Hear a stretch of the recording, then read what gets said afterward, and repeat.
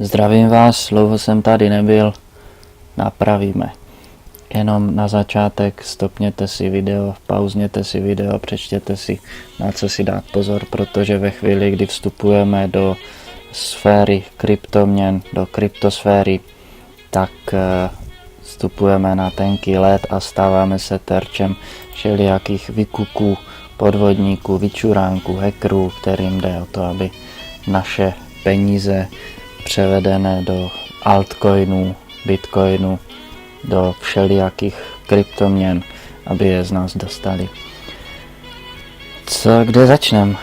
Market cap 451, pořád to není 820, tak jak to bylo na začátku ledna, mluvíme o miliardách, 451 miliard, bylo 820 miliard dolarů.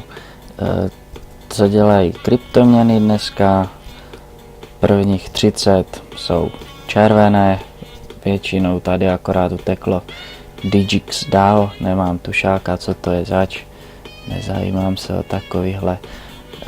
Když to porovnáme s cenu k Bitcoinu, když ji stáhneme, tak vidíme, že oproti Bitcoinu stoupají EOS, IOTA, NEM, tady sami vidíte, co tam je, ten Digix DAO, jasný. Ty procenta odpovídají jak v dolarech, tak v bitcoinech, protože bitcoin vůči dolaru jde dolů velmi málo, proto ty hodnoty v podstatě kopírují v procentech jak dolar, tak bitcoin.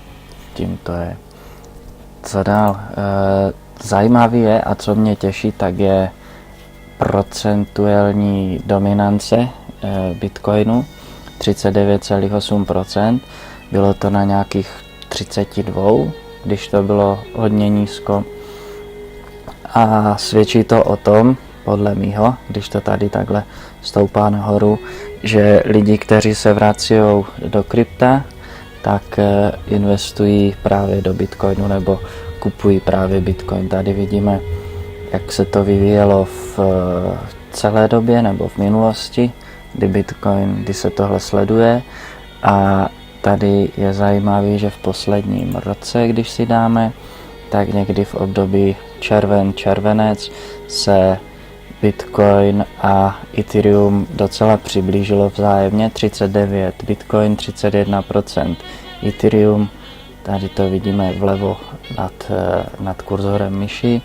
Pak se ty nůžky zase rozvíraly, že Bitcoin získával víc a víc procent trhu, kryptotrhu, 50% někdy mezi srpnem a zářím, 20 bylo Ethereum, tady to vypadá, že byla nejvyšší dominance Bitcoinu, to bylo v době, kdy se bláznilo ohledně ceny Bitcoinu, kdy Bitcoin šel kolem nějakých 16-19 tisíc. Možná si to někteří z nás ještě pamatují. Pak šel Bitcoin prudce dolů, zase se přibližoval, tehdy šel i Ripple hodně nahoru. Myslím, že to byl Ripple, ne? Co je tohle?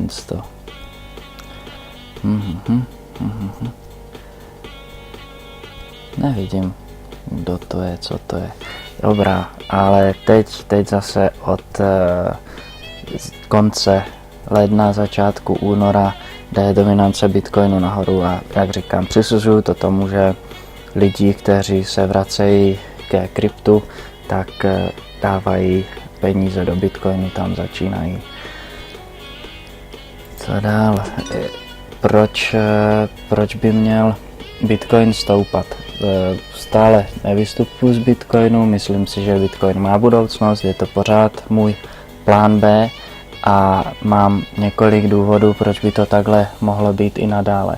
Je to proto, že ta komunita vývojářů, kteří se motají ohledně kryptoměn a konkrétně okolo Bitcoinu, tak na tom pořád pracují, přestože je v médiích masáž o tom, jak Bitcoin je bublina, jak kryptoměny jsou podfuk, nemá žádnou hodnotu, tak přesto cena kolísá, chodí nahoru, chodí dolů, můžeme se podívat, jak na tom Bitcoin byl v posledních dnech, respektive v posledních 2 týdnech možná, a kde uvidíme, jak se ta cena houpe a co ta cena dělá. Poslední měsíc by mohl být zajímavý, kdy jsme se dočkali toho, že Bitcoin šel na nějakých 6100 6.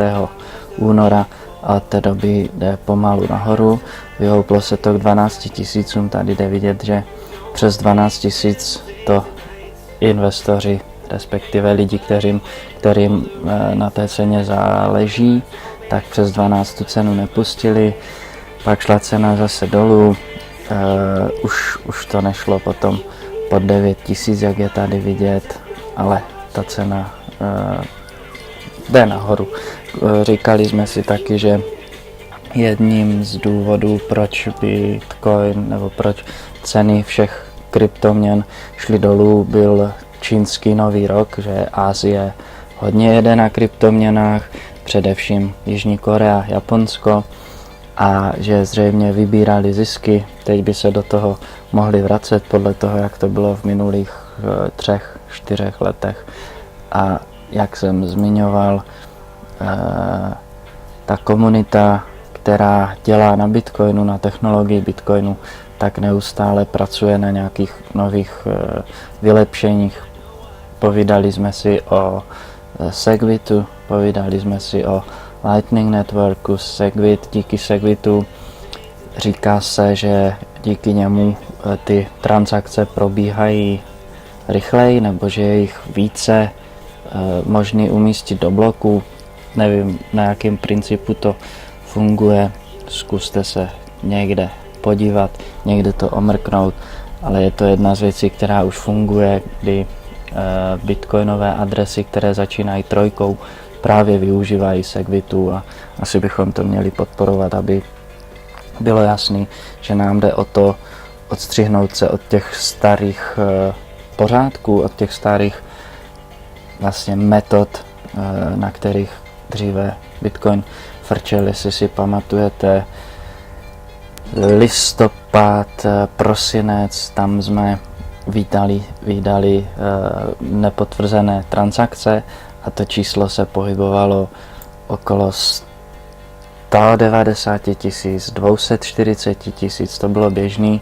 Jestli si dobře pamatuju, tak tehdy transakcí za sekundu probíhalo nějakých 6, 8, dnes vidíš 112 transakcí, nepotvrzených transakcí 3339. Další z těch technologických novinek, které už fungují, tak je Lightning Network. Je to něco na způsob toho, že zase mimo blockchain, mimo ty bloky Bitcoinu, kde se zaznamenávají transakce, tak se vytvoří kanál mezi 2 uživateli, uživatelem A, uživatelem C, a ti mezi sebou posílají Bitcoin, dokud se nerozhodnou ten svůj kanál uzavřít, ty své obchody ukončí, kanál se zavře a zaznamená se do blockchainu. Tak nějak tomu rozumím já. A ještě je jedna věc mezi tím, že ku příkladu, když uživatel C je propojený s D nebo má otevřený kanál s D, tak A a D můžou obchodovat právě jeho prostřednictvím, a zase je to nějak mimo blockchain. Díky tomu ty transakce jsou rychlejší, možná levnější, nebo se jich vleze víc do toho časového úseku. Uvidíme, jak to bude fungovat dál, co se dál stane.